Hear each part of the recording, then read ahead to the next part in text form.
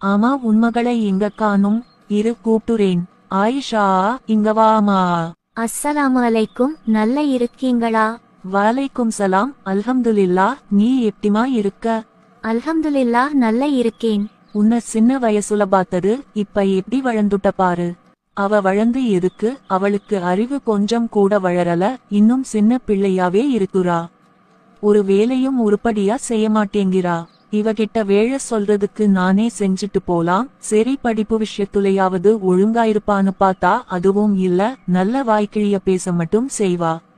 இவளால எல்லா டீச்சர்ஸ் முன்னாடியும் தலைக்குனிய வேண்டியதாயிருக்கு. என்னமா நீங்க இப்படி பேசுறீங்க? உங்க பிள்ளைய பத்தி நீங்களே இப்படி குறை சொல்லிட்டு இருக்கீங்க.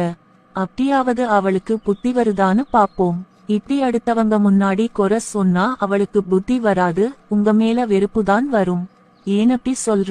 பின்ன என்னமா, எப்ப பாரு நம்மள பத்தி அடுத்தவங்களிடம் குறை சொல்றதே இவங்களுக்கு வேலையா போச்சுன்னு தான் அவங்க நினைப்பாங்க.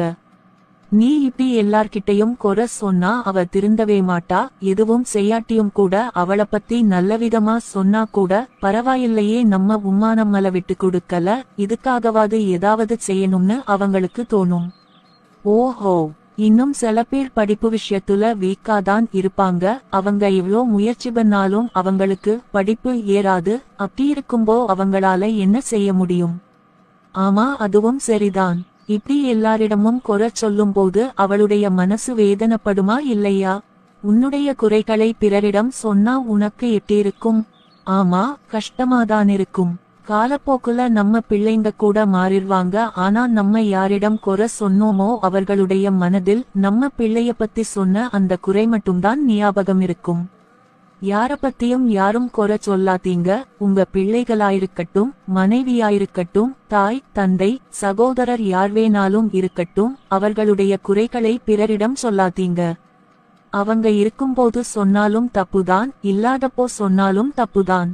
அவங்க செய்யும் தவறுகளை திருத்தணும்னு நினைச்சீங்கன்னா அவங்க கிட்டயே சொல்லுங்க. அதை விட்டுட்டு பிறரிடம் சொல்வதால் உங்களுக்கு எந்த பயனும் இல்ல.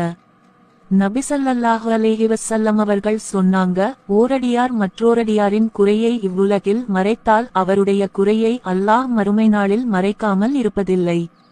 நம்முடைய குறைகளை அல்லாஹ் மறைக்கணும்னு ஆசைப்படுற யாரும் பிறரை பத்தி குறை சொல்ல மாட்டாங்க. நான் இது தெரியாம சொல்லிட்டேனே, ஆயிஷா என்ன மன்னிச்சிருமா? பரவாயில்லமா, விடுங்க.